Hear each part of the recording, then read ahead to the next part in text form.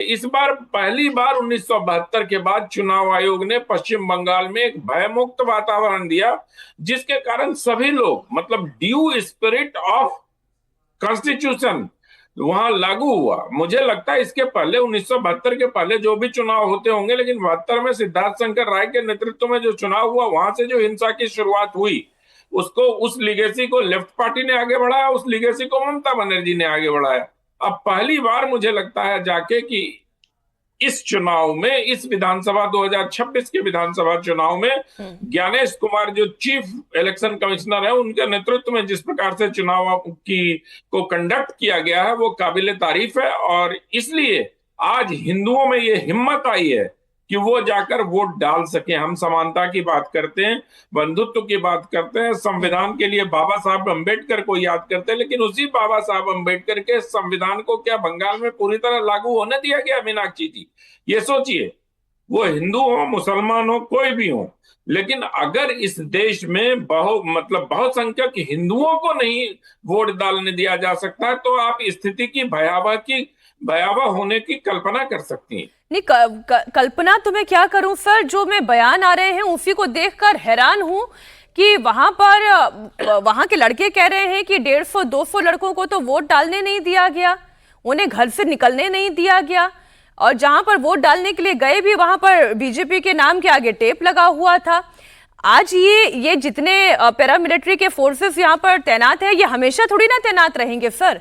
एक बार फिर से रीपोलिंग होने वाली है, एक फिर से यहाँ पर चुनाव होगा, फिर नतीजे आएंगे। वो तो कॉन्फिडेंस के साथ अभिषेक बैनर्जी कह ही रहे हैं ना कि एक नहीं 10 जन्म लग जाएंगे ज्ञानेश कुमार को, डंके की चोट पर वो कह रहे हैं। ये मॉडल काम कैसे करता है, जरा दर्शकों को ये मैं समझाती हूँ।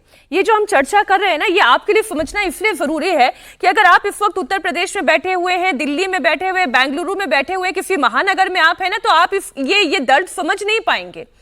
लेकिन वहां जो फलता में वोटर है, उसका दर्द और उसका डर क्या है, वो आपको इस सिस्टम से समझ में आएगा। चुनाव आयोग को पहले तो फलता में घालमेल मिला और उसकी हैरान करने वाली डिटेल सामने आई। इलेक्शन कमीशन को यह इंफॉर्मेशन मिली कि बड़े पैमाने पर गड़बड़ी हुई, और एक नहीं कई जगह पर 30 पोलिंग बूथ पर गड़बड़ी की खबर आई। असली वोटर जो है उन्हें तो वोट देने से रोक लिया गया, उन्हें डराया गया, धमकाया गया, और डरा धमका के कईयों का तो वोट डलवाया गया। विरोध जब किया गया तो कई हिंदुओं के घरों पर हमला भी हुआ, और यही नहीं, ईवीएम में बीजेपी के सिंबल के सामने काला टेप चिपका दिया गया। इसका वीडियो भी सामने आया, दिलेरी उस व्यक्ति की भी। अब खैर वो व्यक्ति दिलेरी ना दिखाए तो क्या करे, जो खुद प्रत्याशी है वो तो दिखाएगा ही, उसके सहयोगी तो दिखाएंगे ही। रिपोर्ट में ये बताया गया कि कुछ संदिग्ध लोग बैलेट यूनिट के बटनों पर इत्र लगा रहे हैं, परफ्यूम लगा रहे हैं, स्याही लगा रहे हैं, ताकि वोटिंग के बाद ये पता चल सके कि किसने किस उम्मीदवार को वोट दिया। और चुनाव आयोग ने 29 अप्रैल को हुई वोटिंग के वीडियो टेप को भी जब खंगाला, उसे देखा, पढ़ा, समझा, तो बहुत सारी गड़बड़ियां मिली। कई वोटिंग सेंटर पर वीडियो रिकॉर्डिंग तो लंबे समय तक के गैप में दिखाई दे रही है। मान लीजिए 7 बजे पोलिंग शुरू हुई और सीधा 12 बजे से आपको रिकॉर्डिंग दिखाई दे रही है। बीच में 3 घंटे क्या हुआ, इसके बारे में कोई अपडेट नहीं, कोई जानकारी नहीं। स्टोरेज चिप्स या तो खाली हैं या उनमें किसी और चुनाव की फुटेज दिखाई दे रही है। वोटिंग के सबसे बिजी आवर की तो रिकॉर्डिंग ही गायब है। अच्छा, कंपेनियन वोटिंग यानी कि किसी और की मदद से वोट डालना, नियम का गलत इस्तेमाल हुआ। इसके अलावा बिना इजाजत के लोगों का वोटिंग कंपार्टमेंट में जाना, पोलिंग अधिकारियों का वोटर्स को निर्देश देना या फिर बूथ में घुस जाना, एक साथ कई लोगों का वोट डालने के लिए पहुंच जाना, जिससे गोपनीयता के नियम का भी टूटना तय है। फलता में वोटिंग वाले दिन कुछ लोग तो बार बार अंदर आकर वोटिंग में दखल अंदाजी कर रहे थे या फिर खुद वोट डाल रहे थे, और अलग अलग पहचान के नाम पर फर्जी वोटिंग भी हुई, और अधिकारियों ने इसे रोकने के लिए कोई ठोस कदम नहीं उठाए।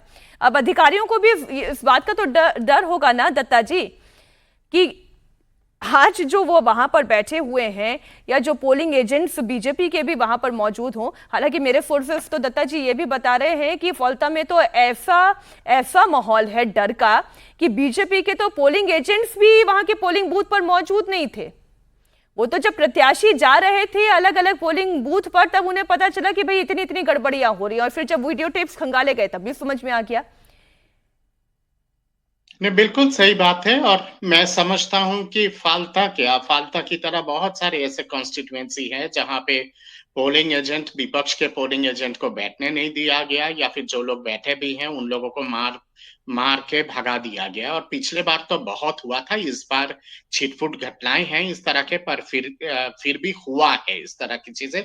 छिटपुट इसलिए है क्योंकि जिस तरह का सख्त प्रबंध इलेक्शन कमीशन ने किया है, और सेंट्रल पैरामिलिट्री फोर्सेस की जिस हिसाब से छावनी की तरह निगरानी रही है, उसके चलते ये गुंडा वाहिनी या फिर आपका ये रोहिंग्या वाहिनी इस तरह का काम नहीं कर पाए। अभिषेक बंदोपाध्याय से लोग तो ये सवाल जरूर पूछेंगे ना, आज के डेट में अगर काउंटर मांड किया गया है और रद्द किया गया है फाल्ता का चुनाव, और दोबारा अगर वहां पे चुनाव अगर होगा, तो कहीं ना कहीं, और इतने सारे लोग जो वोट नहीं दे पाए, जिस तरह का भय का माहौल है, जिस तरह का रक्त रंजित माहौल है, वहां पे किसकी विफलता है? आपकी विफलता है, आपके पुलिस प्रशासन की विफलता है, आपकी जो सांगठनिक ढांचा है वो जिस तरह का हाहाकार मचाया है, उसके चलते ये विफलता हुआ है।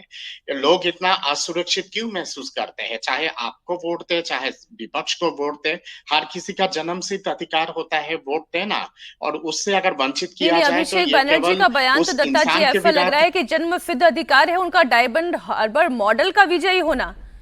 मुझे तो उनके बयान से ऐसे लग रहा है कि वोटर का अधिकार नहीं है, अभिषेक बनर्जी का जन्म सिद्ध अधिकार है। अनंत जी। मीना मीनाक्षी जी, देखिए, अभिषेक बैनर्जी उस मतलब क्या कहते हैं, उस सामंती व्यवस्था से आते हैं जिसमें परिवार का कोई मुखिया सत्ता के शीर्ष पर होता है और उसको चांदी के चम्मच में डालकर सत्ता उनके मुंह में डाली जाती है। तो उनको क्या लगता है, उन्होंने कोई मेहनत तो की नहीं, मेहनत तो ममता बनर्जी ने की, और ममता बनर्जी की मेहनत की फसल अब अभिषेक बनर्जी काट रहे हैं। तो अभिषेक को ये लगता है कि सत्ता तो यूं ही मिल जाती है। जैसे जो संघर्ष इंदिरा गांधी का या जो संघर्ष जवाहरलाल नेहरू का था, वो संघर्ष राजीव गांधी और श्रीमान राहुल गांधी का नहीं है, इसलिए उनको ये सारी चीजें अजीब सी लगती हैं। तभी तो ये लोग कभी कभी ऐसे बिहेव करते हैं कि मेरा वचन ही शासन है, अगर मैंने कह दिया तो ये होना चाहिए।